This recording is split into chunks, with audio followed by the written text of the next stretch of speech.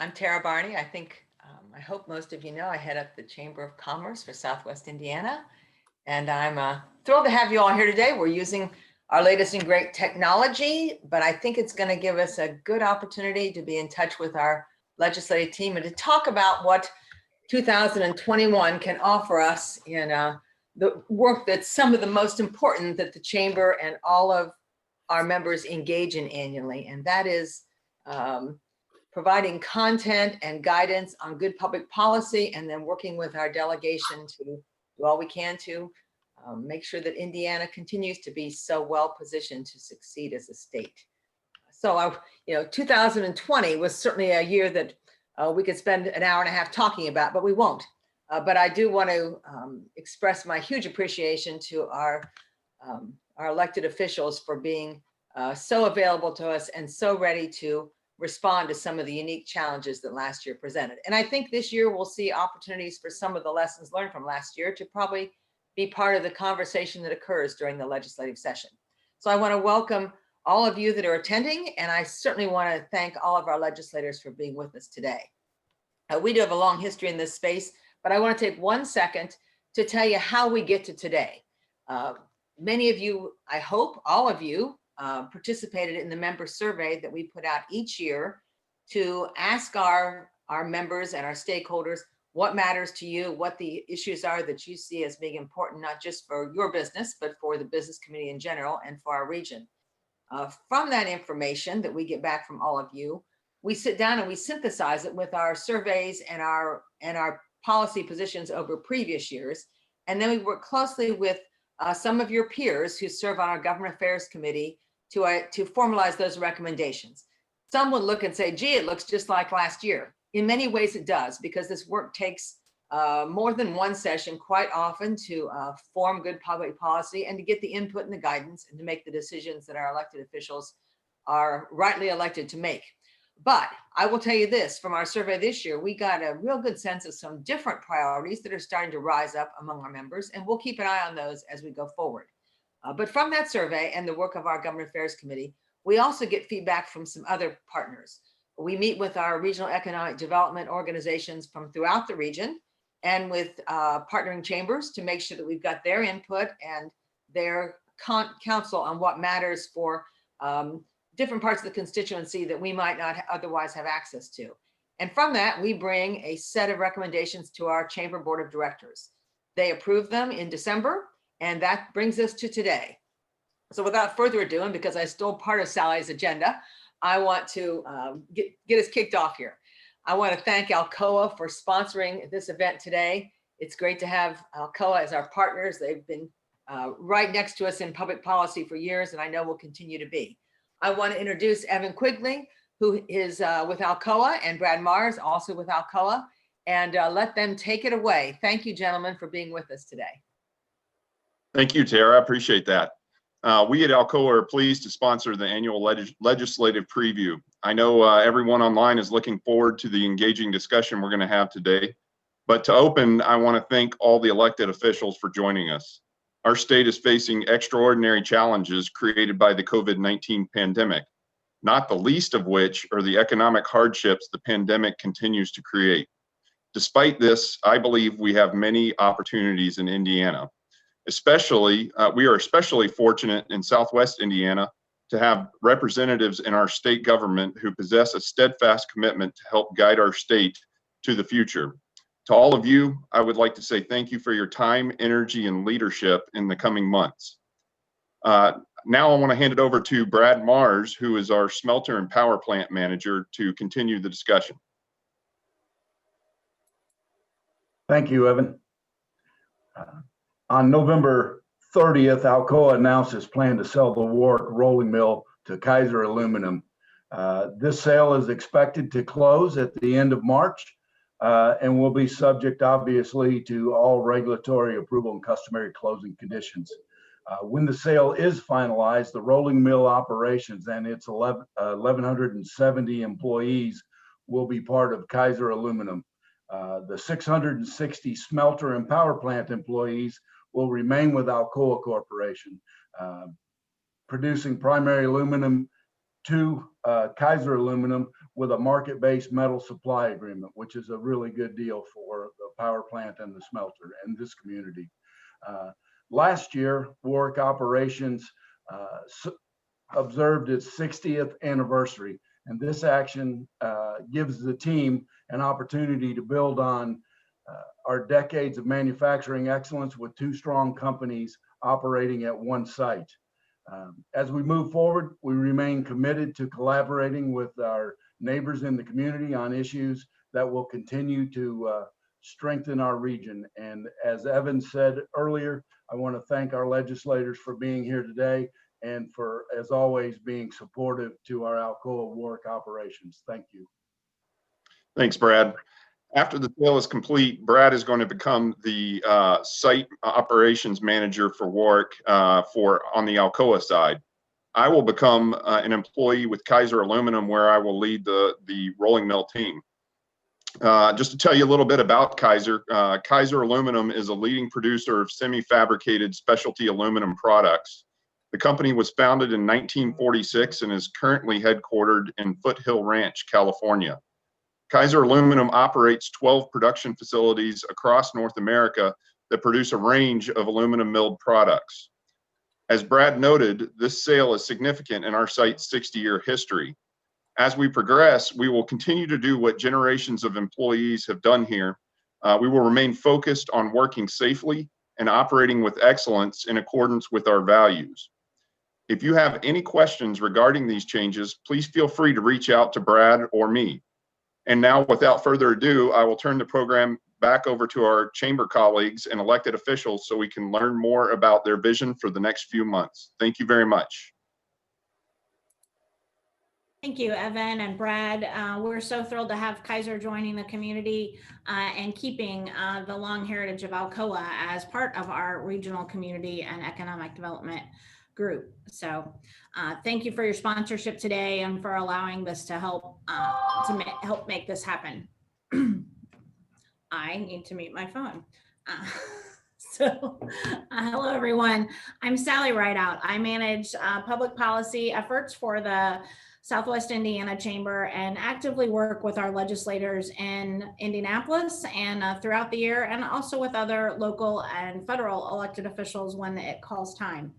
We are going to talk a little bit about our public policy priorities before we dive in with our legislators. So I think, Shanda, we've got some slides to share. We're so pleased to have so many chamber members joining us today. Each year, Tara spoke about the fact that we use a survey and then check in with our chamber and economic development colleagues from across the region before these policies go to our chamber board of directors for final approval. So we see just the bullet points of some of our policy efforts for the year. These are our big picture policies that guide our efforts, and we'll drill down a little further in a moment to our legislative priorities. But it's no surprise that our top priority is the completion of I-69 from our Kentucky neighbors to the south all the way to Indianapolis on the northern border. It obviously includes the completion of the new Ohio River Bridge, and we anticipate a finalized environmental impact statement on the bridge before the end of the year, which we're looking forward to. Besides the interstate, other infrastructure investments are vitally important to our success, especially continued work on more and better broadband opportunities. I don't think we want the poll up just yet. More and better broadband opportunities, and also support improvements in other transportation options at our airport and vital services like water and sewer. Next, none of these investments work if we don't have high quality workers and the numbers we need to support our businesses. Training and education programs, along with initiatives that connect these programs with our businesses, are vital and allow those businesses to connect with educational providers. As you see the words elevate regional success, you might wonder what we're talking about. This is a nod to our very successful Regional Cities program work and the support for new or ongoing programs that support regional strategies for making our communities more livable and attractive. And it didn't take a pandemic for us to understand the importance of community health, but it has definitely increased the urgency of the work in this area. This is where we address physical and mental health, overall workforce wellness, and affordable, high-quality healthcare. And finally, while we aren't currently proposing any specific initiatives, we believed it's important to note that we plan to keep the value of diversity, inclusion, and equity at the core of all of our efforts. Next, as we look specifically to this legislative session and the work that we're doing there, with creating tomorrow's opportunities, we'll be supporting legislation that shields employers who follow public health guidelines to protect employees and on-site customers. We'll shield those employers from COVID-19 exposure liability. This area also covers broadband investments and ensuring that the state leverages any federal funding to increase future investments in the state. We also recognize that there have been positive learnings about these operations and processes in both local and state government over the past several months, and we hope that these can be made permanent. Under the Strengthening Our Workforce headline, we cover programs and incentives that will attract people to Indiana as a place to live and work, policies that support education and training, and health-related issues I mentioned earlier, such as addressing the drug epidemic, increasing the cigarette tax, and continued work to address healthcare costs for employers and workers. To ensure affordable healthcare, we continue to support efforts to increase transparency of healthcare cost drivers and support initiatives that lower those costs while protecting the high quality of care that we expect. We'll continue to look for new and existing ways to drive regionalism and cultivate high quality communities across Southwest Indiana. And last but not least, it's important that we support investments in education from pre-K to K-12 to higher ed that all support future employment needs, attract high quality educators, and maximize resource allocations through high functioning systems. So that is the areas that we'll be working on, the priorities that we'll be paying attention to, and those ideas guide our efforts as we work with legislators, appointed officials, and elected officials at all levels. At this point in time, we're going to start turning the agenda over to our legislators. Each legislator will be given 2 minutes to share some of the issues that they'll be working on this legislative session, and then we'll go into Q&A. If you've noticed, you have a Q&A button at the bottom of your screen or somewhere in your Zoom, depending on how you're connected. We hope that you'll use that Q&A function to ask legislators questions about specific issues that they may talk about or an issue that you are concerned with going into this year. You're also open to ask questions about any of the issues that I just covered as our public policy priorities. We want to hear from you and use our Q&A time in just a bit to make sure that you get the answers that you want to help guide your business. First, I'm going to ask Senator Vaneta Becker. Vaneta, if you will turn on your video and unmute yourself. We will, Senator Becker is the Dean of our legislative delegation in Southwest Indiana, served first in the House and has been in the Senate for many years. And we're looking forward to continued work with her. Thank you. Thank you, Sally. Can you hear me okay? Okay. I'm going to be working on a lot of healthcare issues, but I'm also co-authoring the bill dealing with the pandemic and liability efforts, immunity for the COVID. So I'm working with Senator Messmer on that. And a couple of the bills that I'm working on, one will deal with prohibiting risk-based managed care in long-term facilities for another year and at least until we have guidelines. FSSA wants to go in and do risk-based managed care for the elderly population. But unfortunately, if we don't have guidelines and if we don't have a lot more providers out there, we're not going to be able to successfully do this. And I don't want what happened with our transportation issue where the state just willy-nilly threw this contract out there. And then we have had so many problems with transportation to Medicaid clients, and we still have problems. So I'm going to continue to work on that. I also am working on an occupational therapy bill so that people have quicker access to occupational therapy, and also a psychologist compact bill. There are 15 states that have this, and that will allow people in Indiana to work in other states and also allow other professionals to work in Indiana. So I have a hearing scheduled already for within the next couple of weeks on the occupational therapy and the compact bill. I will continue to work on mental health too. It is really a disgrace in the state of Indiana. We made some inroads, but we are nowhere near where we need. We need a lot more people, a lot more access for children as well as adults to mental health in Indiana. Thank you, Senator. We'll hear more from you during the Q&A. So next, you saw briefly a poll pop up, and we're going to put that poll back up that asks you about your, as we look at those chamber priorities that I reviewed, what's the most important one of those to your business and to the community at large that you represent? And we'll put that up, and we will now introduce Senator Toms, who is only able to join us by phone today. We don't have video for Senator, but we're glad that he is joining us and look forward to hearing from him about what he'll be working on this session. Senator Toms? Good morning, Sally. I want to thank Alcoa and the Chamber for putting this meeting together. I'm sorry I don't have the video, but I have about 9 bills that I've introduced. Half of them is probably people that's asked me to do these measures for them. Some of them are my own decisions to make. I got a measure that will try to help the veterans, the VFW, disabled veterans, and American Legion has asked me to do a bill, try to help to get some funding for the county service officers.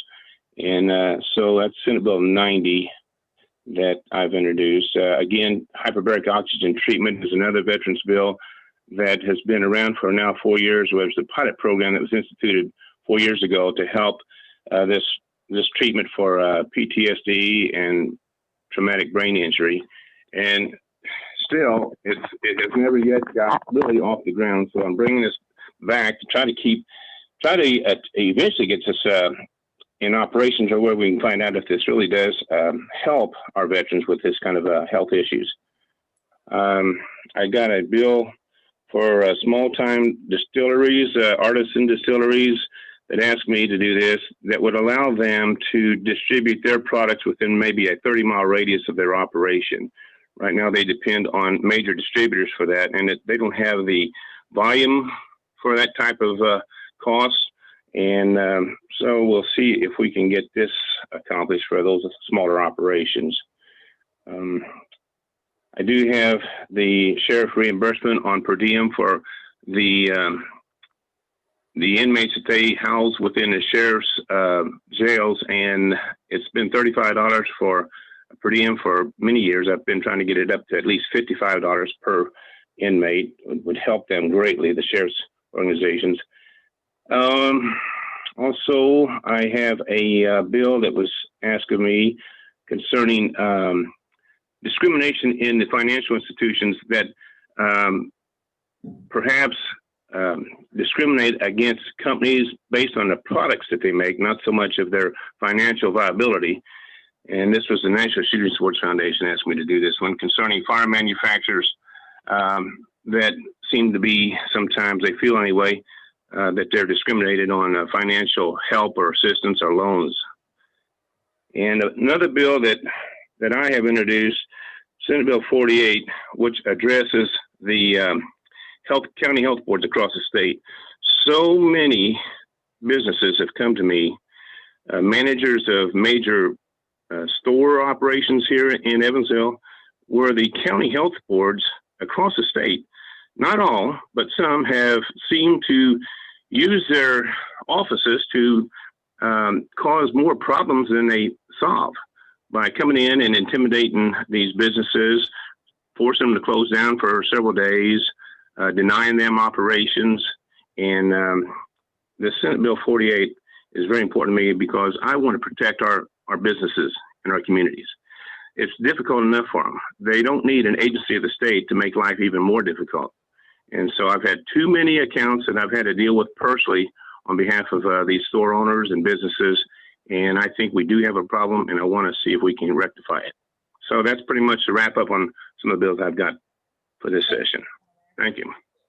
Appreciate you being here with us today. So next up, I'm going to ask State Representative Ryan Hatfield to talk for a couple minutes. As you may know, Representative Hatfield is the lone Democrat in our Southwest delegation, and we so appreciate the role that he plays within his caucus and within the House as a whole, representing our region. Thank you, Sally, and thank you to the Chamber. Your importance to this region is immeasurable, and I'd like to thank you for the work that you do collectively, not just in your own businesses, but collectively. This region would not be as successful and certainly wouldn't have the quality of life that we share and enjoy without the Southwest Indiana Chamber. So I appreciate that very much.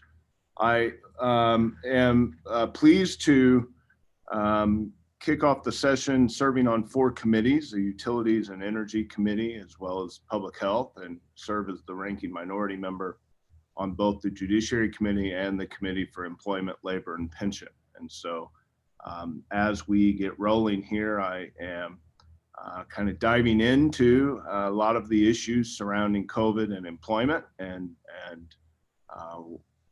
looking at the unemployment situation in the state and what needs to be done to not only secure it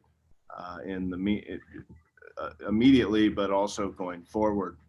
I think what we saw was an unprecedented situation, and the amount of issues dealing with COVID-19 are going to impact us in ways that I think we would be mistaken to not look at wholly, and to ensure that the legislation we pass this year is legislation that will protect us and give us opportunities as we move forward. And so a couple of things I'll be looking at are certainly the liability issues and ensuring that businesses are protected for COVID-19 related issues. Education funding, I think, is a big one. We've seen education hit in ways that we would never imagined. Broadband infrastructure and healthcare costs are all things that I'll be looking at. Before I go, I want to, I'd be remiss if I didn't mention the terrorist attacks in the nation's capital. Officer Brian Sicknick, who died defending those we elect and send there, and the 50 officers who were injured during those attacks. It is a sad week for this country, and I pray that we will come together and remember that we are neighbors and friends and family members, and that what we can do together is much more than what we can do divided. Thank you so much. Thank you, Representative Hatfield. I think many of us share that same prayer, that we are all better together, working together, than working separately. So next, we will ask Representative Hostettler, who is the newest member of our local delegation and with us today, to talk a little bit about your plans for the upcoming session. Thank you. Oh, be sure you're unmuted.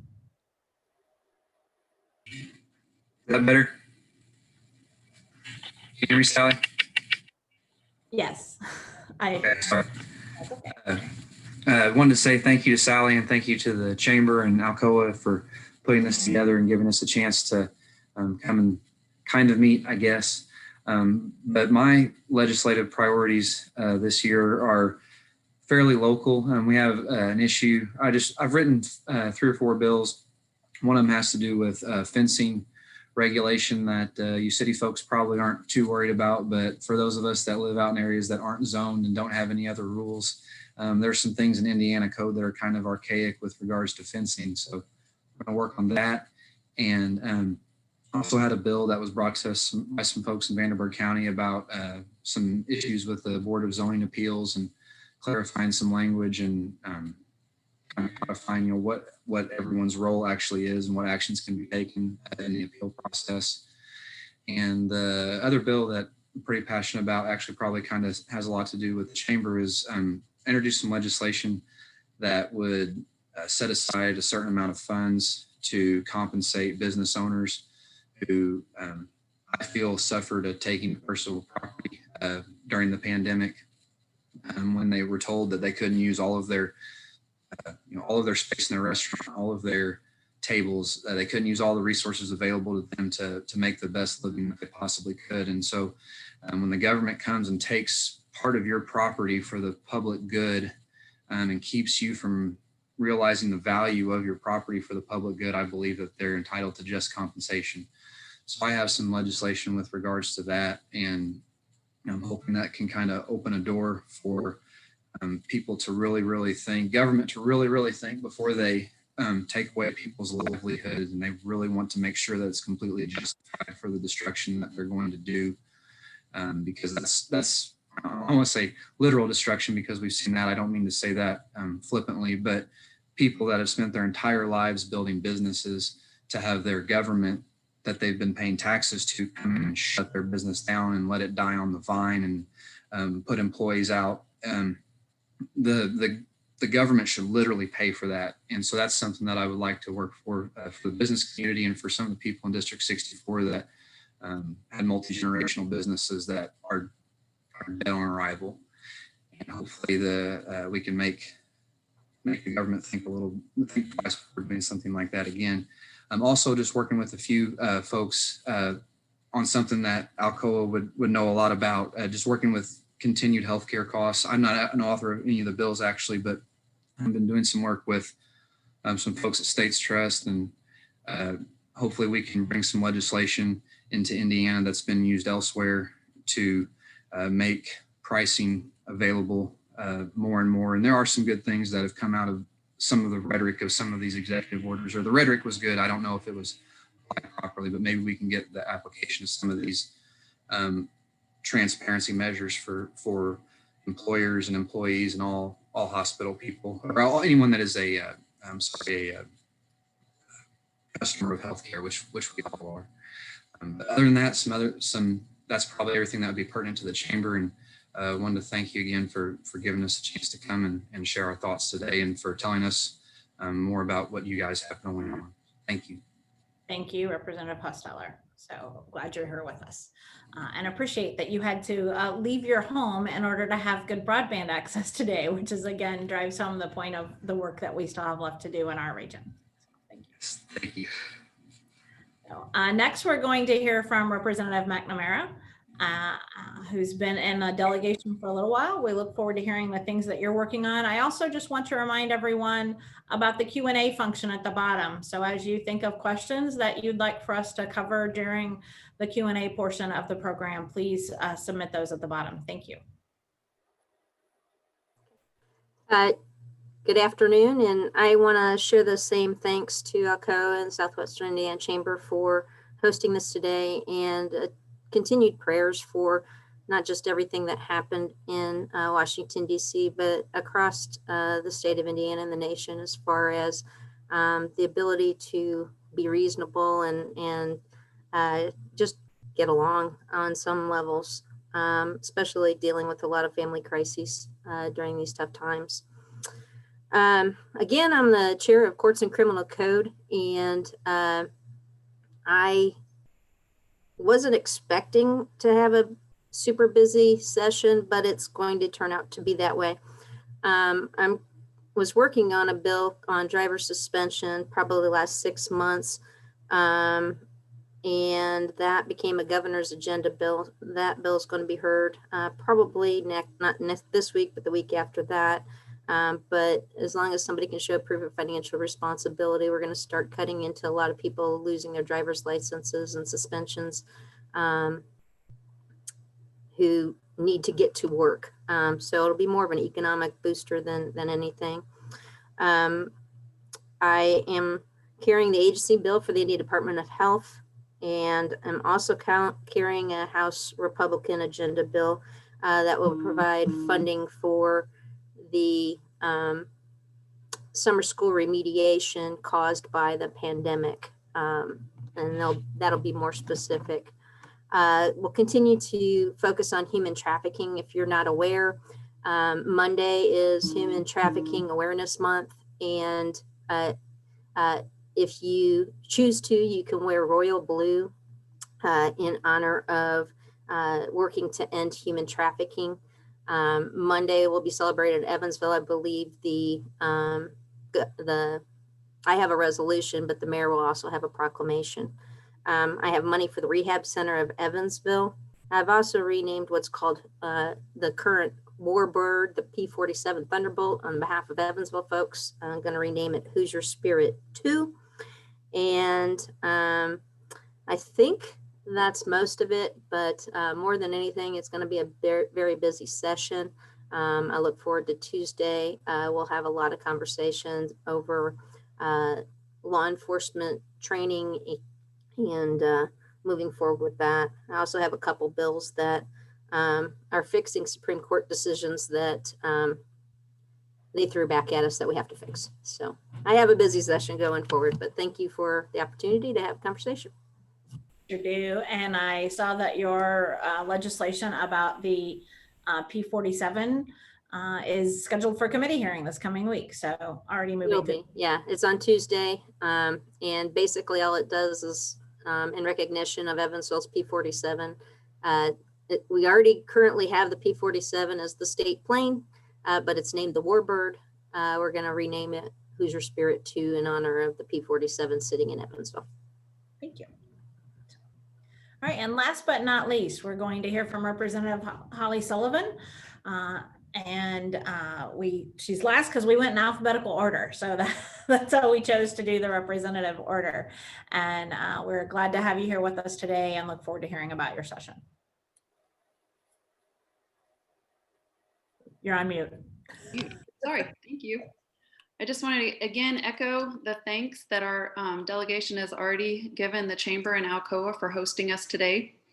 I do want to say that it's been a rough week for our nation, but on the exact day that we saw some horrible things happen in DC, we saw a lot of bipartisan work here in Indiana. So I have to say I'm extremely proud to work with the delegation that I get the honor of working with here in Southwest Indiana, and being able to work in a government system here in Indiana where we can continue to lead by example on how we get things done in a bipartisan friendly manner. We can have our disagreements on policy, but we still show respect in the chamber to each other. And I pray that that continues this year and that we can continue to be a light by example to others, but continue to pray for our country as we come together. This year, my role changed a little bit in ways and means, and I'll be focusing most of my time and energy this session on our budget as the subcommittee chairwoman for our budget. So today already we've met for about 3 hours this morning as a group, talking about the differences and where we are this year, where we expected to be. Quite honestly, though, we're in a really good position compared to many of our neighbors and many other states. So, and we can talk more detail if you guys have questions about the budget for later in the Q&A. I'll also be working with the governor's office and our chamber on some broadband, the rural grant program that we currently have. We have $22 million left in that program, but we've also already gotten a commitment from our budgeting team that we should be able to infuse some more one-time money into broadband this year. I just don't know what that number is, but we're working together to learn from our past on how we've done those grants and what we need to do in the future. And I also have a bill about the redevelopment tax credit that we'll be using here in Evansville and personal delivery devices to help small businesses get their products to customers throughout the Hoosier State.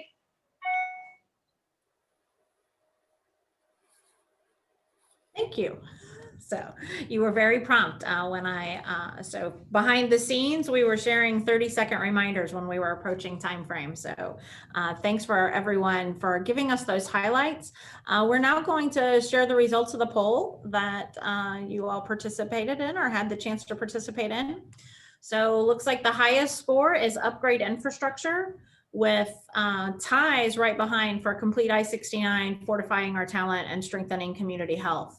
So no surprise, we hear a lot from our members about the talent pieces. It always scores very high in our in our surveys that we do and as we work together, and it encompasses so many areas. And broadband is obviously top of mind for so many folks, and it's great to hear several legislators talk about the ways that you're planning to work on those sorts of things. So we'll now ask all the legislators to turn on their videos and join me as we start a Q&A section. And again, you have the opportunity to submit questions through the Q&A function at the bottom. And I will try to go through those with the legislators and get some of those answered. We'll start with the more broad ones, and as we have time, we'll dig into the more specific ones as they've come through. So I'm going to combine two questions here, which was, how has COVID realigned funding priorities for the budget?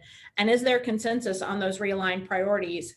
And I'm going to continue to go through that with also whether you would be supportive of the legislation to increase the tax on cigarettes this session. So if you want to talk a little bit about budget items and what you see those priorities and how they might have changed because of the pandemic, and then also just a yes or no on the cigarette tax increase question. And I'm going to start with Representative Sullivan because of your role on Ways and Means Committee, and then we'll facilitate a conversation through.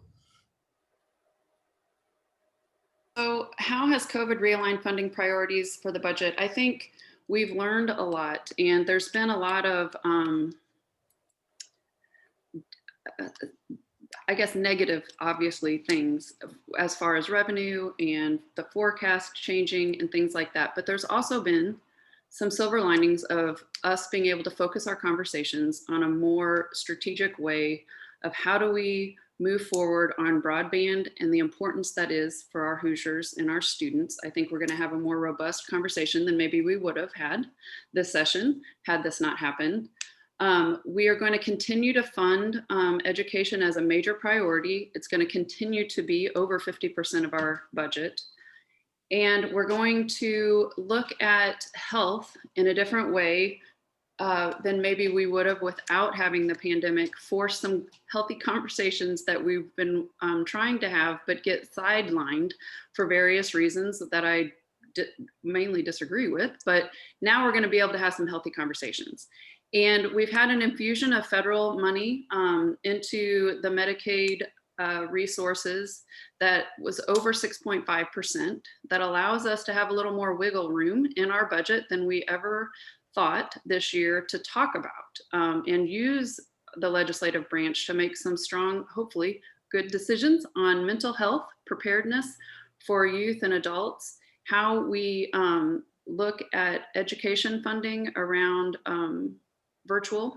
We've already voted a bill out of Ways and Means, 100% bipartisan support to continue fully funding education, meaning in February's count might look different in some public schools than their fall count, because some of those students are out virtually right now.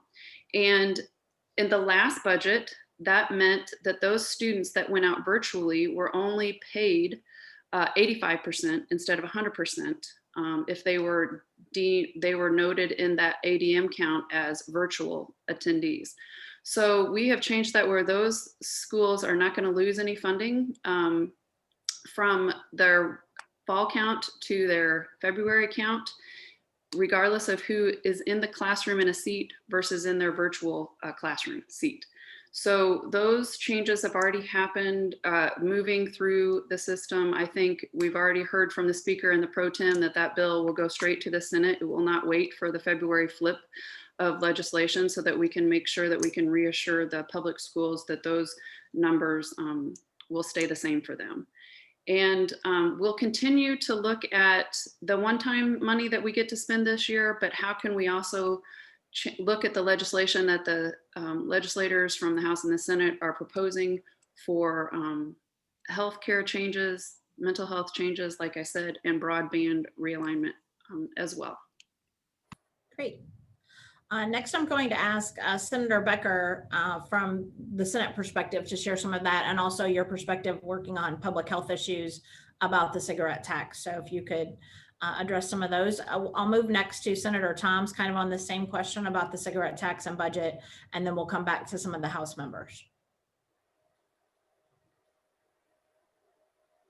Well, first of all, we haven't really discussed the budget too much yet in the Senate. It's kind of early because the budget bill starts in the House. I do support the cigarette tax if it's used for healthcare. We have a real shortage of mental health providers. We have a real shortage of home health providers. And I'm very concerned with what could happen in the future if we don't get more professionals in those fields. We can't say as a state that we're going to take more people out of nursing homes if we don't have places for them to go and if we don't have care available, caregivers. And I can tell you, home health agencies have not had a raise in their per diem for years. They have been cut to the bone. If you talk to any of them that are not affiliated with hospitals, just the private companies, they have a very difficult time trying to even find nurses that will work in home care. So that's a very important issue in the budget. I do support expanding broadband. All we have to do is look at this year to know that we need more money, and we also need those guidelines for the grant money to be examined very carefully. We had some discussion about that when the Senate leadership was down, and hopefully they will be amenable to some of those changes. Education, I am very concerned about some of the proposals that I have heard about. Haven't seen the bills yet, but have been told that there will be bills to change so that there will be no income limits on vouchers. And if that's the case, that is just going to drain more money from public schools.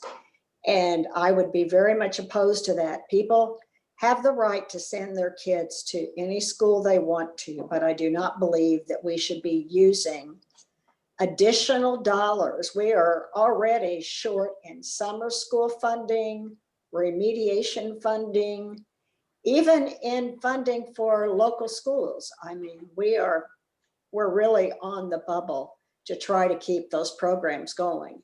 And I don't think we should be expanding. And also I've heard a rumor that we're going to have a bill that provides full funding to homeschools.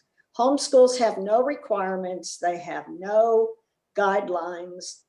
They're not accountable for anything in education. And so I would be very concerned about proposals in that area.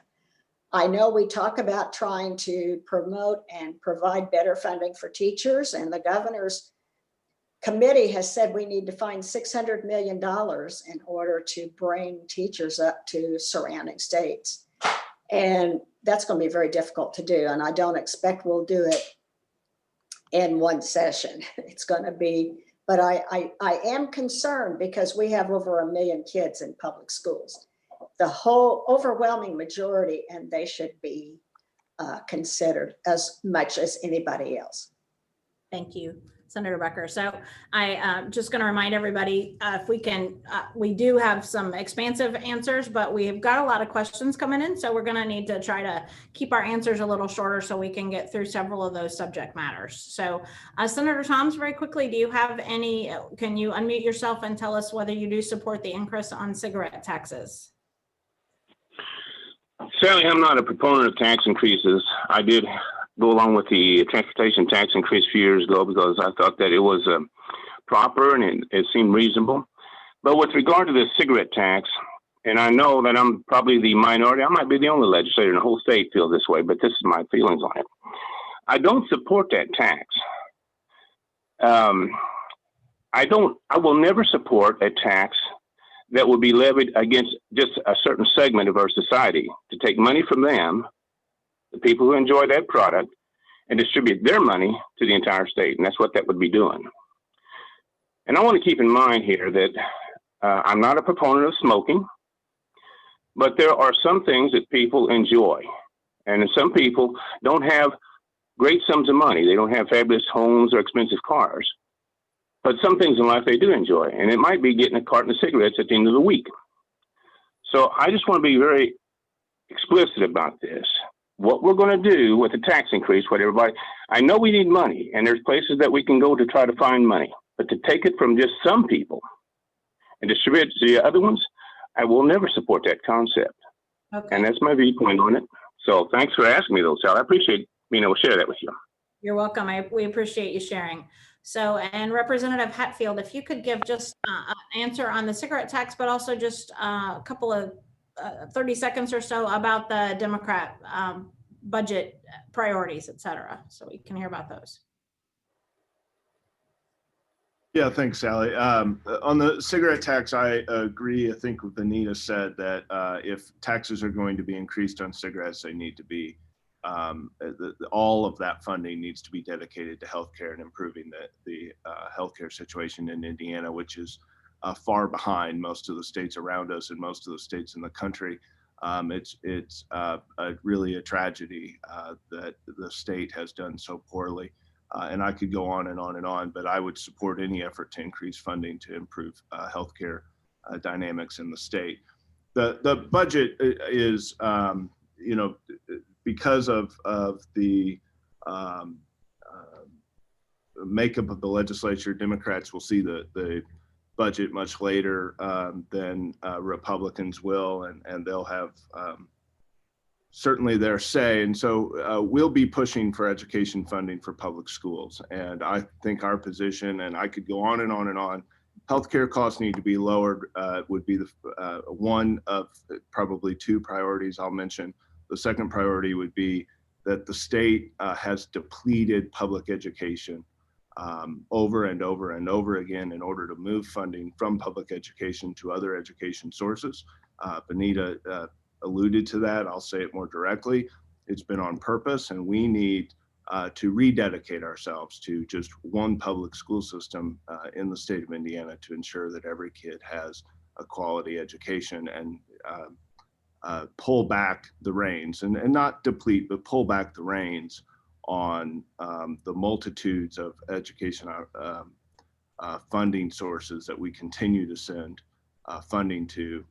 We've seen in the last couple of years, the state allow tens of millions of dollars to be stolen out of those funds, and that we don't see that in our traditional public schools.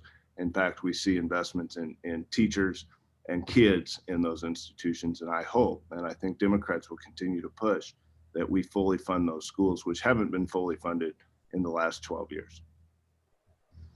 Thank you for helping us understand some of those issues and the areas that you'll be focusing on with your caucus members. Finally, just Representative Hostettler and Representative McNamara, if you might just take 30 seconds to talk about the cigarette tax piece specifically.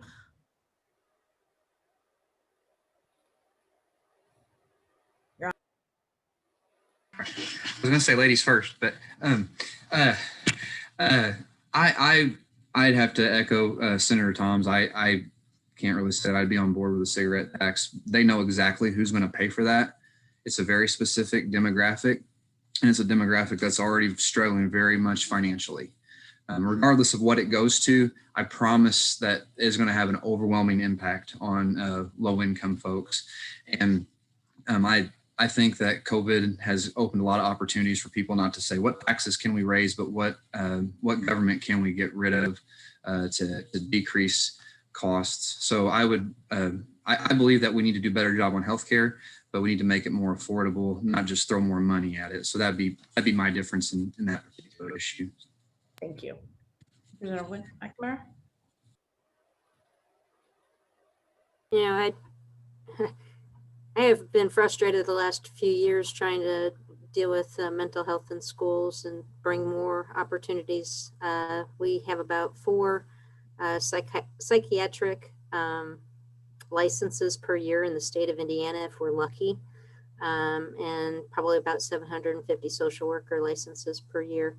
And if any of those particular things could help somebody by raising a tax to seek help to quit using or quit smoking, making sure you would have some sort of attachment to that, or increased awareness of what smoking does I would probably be favorable for that.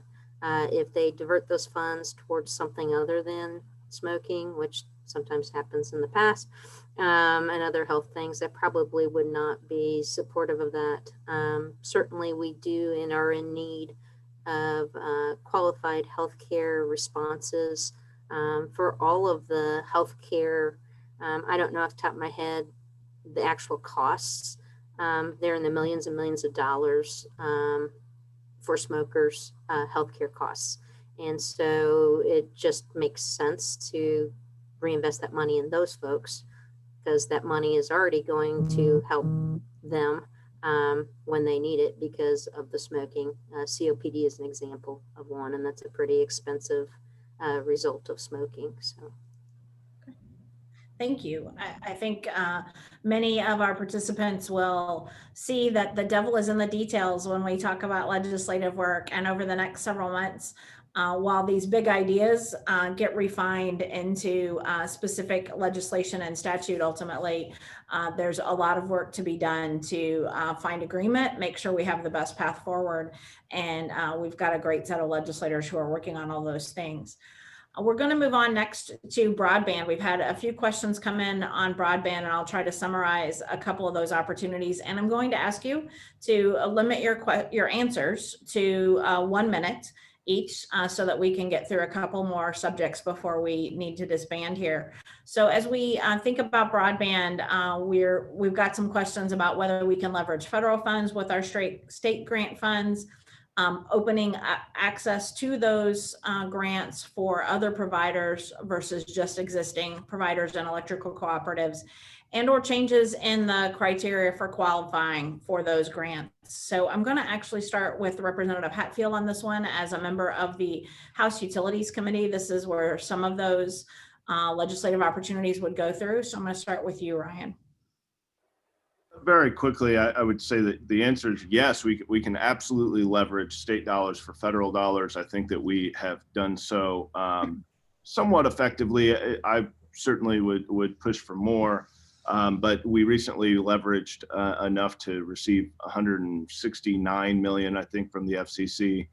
And so we continue to do that. One of the things I would say is we've done a lot of work on broadband since I got elected in 2016. I've been happy to co-author a lot of those bills. And so I don't want to be negative about the efforts, because the administration and my colleagues on the other side of the aisle have done a lot of work on broadband. What I would say is we've done a lot of work in the grant section. And those of you in non-for-profits and elsewhere will attest to, when it's a one-time grant, it's very difficult to plan. And so if I were to make a change in the state's efforts on broadband, it would be that we focus more on a comprehensive long-term solution to getting 25.3 and gigabyte speeds throughout the state, rather than one, spreading 10.1, which Representative Hostettler might be able to tell you isn't quite enough, and two, that we move away from the one-time grant efforts in broadband, because speeds are always changing. The effort needs to be long-term and comprehensive. And our communities, our regions need to be able to plan going forward with expected investment, rather than a surprise, hey, that the Lieutenant Governor's office picked me this week and we're going to get a one-time infusion of money. It's not a successful method for governing, but also for planning, as you all know better than I. Thank you. That was a pretty good overview of some of the things that we've all been talking on and working on for the past few years. I would maybe just ask any of the legislators if you have other thoughts or opinions, or if this is an area that you've got some specific legislation on this year. Representative Sullivan, I see you've unmuted.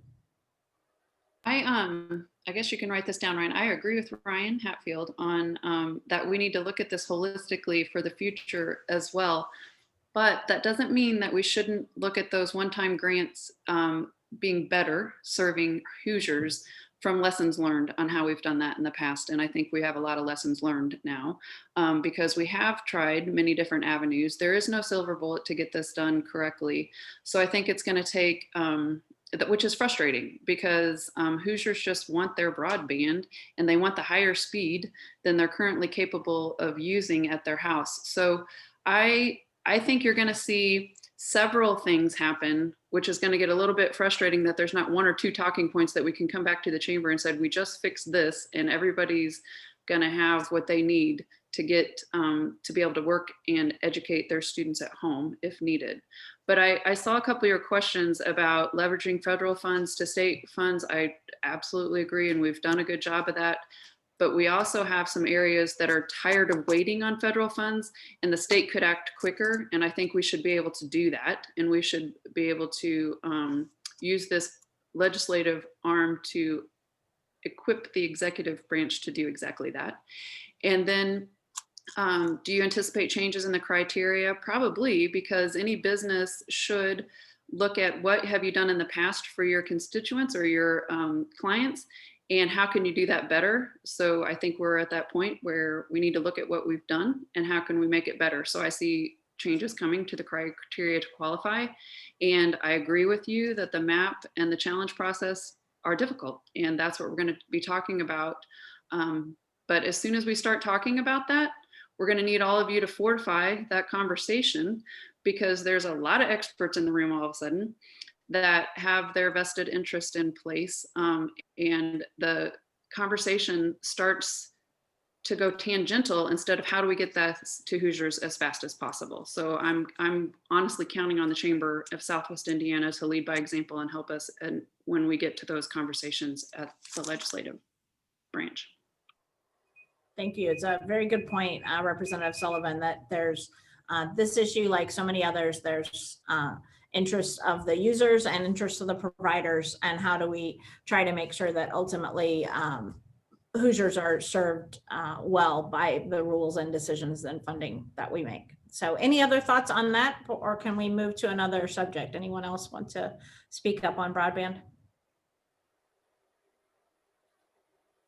Okay, I don't see anyone unmuting. So one of the questions that came in in a text to me actually was about, and we've talked a little bit about it as a chamber, from the things that we've learned in the pandemic. So some rules and regulations that were changed that have made life a little bit easier through this, and that we might be able to make permanent. Any of those that you've seen? We'd be interested to know that. I think it's, while the lessons of the last 8 months haven't all been easy, there have been some good lessons that we've learned and things that we've seen that we can do better. So I'd appreciate your thoughts and input on that. I see Senator Becker has unmuted. Well, one of the things I guess that I'm kind of excited about is the fact that in the Senate, we will now have the opportunity to sign by DocuSign our amendments, so that we don't have to drive to Indianapolis and try to be there 2 hours ahead of time. You know, it's really convenient for somebody that lives in Indianapolis to get their amendments filed, but it's not so easy for us.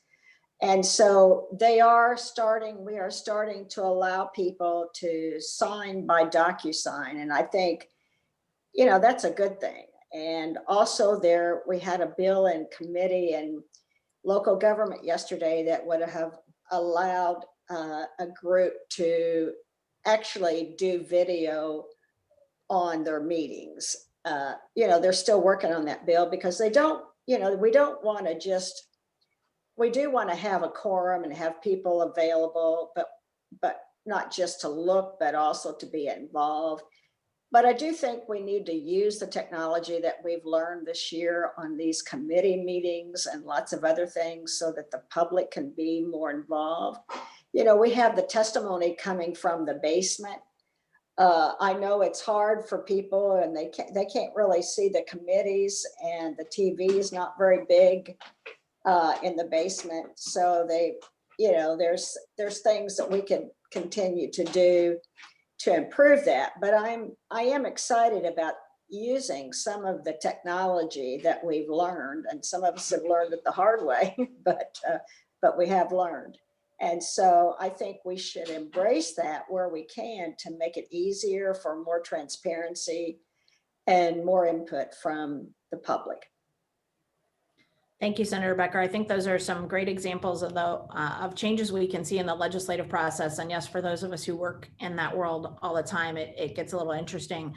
I think there are some other things that were changed throughout the year that apply to more businesses or the way that we conduct society in general, from whether it's maybe a carry out liquor to Vaneta's point about remote testimony for state agencies as they do rulemaking and those sorts of things. So if you are on committee, any of the legislators that are on committees looking at some of those things, I'd be interested if you could share those with the participants today.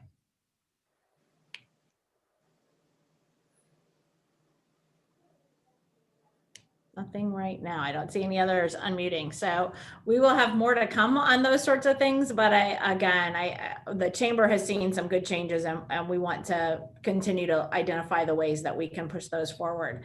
Appreciate everyone being here today. I'm going to turn the table over to Tara Barney to close us out and move us on to the rest of our Friday afternoon. Actually, I unmuted first to offer a comment on your last observation. As I'm looking at all of my great colleagues and hearing from you, Senator Holmes, about your service to this community, especially the business community, if there's fodder or examples or individual testimony or things that would be helpful in any of these issues, please let us know. We will do our best to find the right members of the Southwest Indiana region that will help you tell your stories or be impactful. So to that last comment, and if there are things that you think might have been useful in the last year that you'd like us to circulate among our members and see if it has been helpful, such as how we handle our food and beverage industry, we always are available to informally help you get that information and substantiate the work you're doing for us. So just to follow up on the Q&A, but I certainly hope everyone's found this a productive way to do this. I would much rather we were in a room together. Everyone get their arms poked and we can be in a room soon, I hope. But until we are, know that we've got a very interested business community from the 60 or so folks that are online with us today. That's frankly more than we have at most of our events when they're online. So kudos to all of you for working with us on this new technology, both the elected officials and all of you that are participating and attending remotely.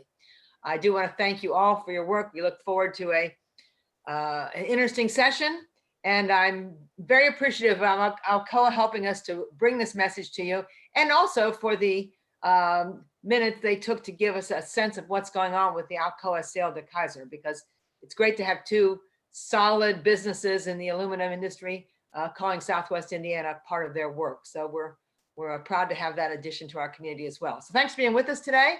And as a quick follow-up, if you have follow-up questions, observations, any of you that that are among our membership that have a question that we've not gotten to, please let me know, let Sally know, and we'll always do what we can to make sure that we're listening to you closely and sharing that information with our elected officials. So wish you all a great session. I don't know how we're going to connect through the session, but it might be a lot like this. So we look forward to seeing you all again in little boxes.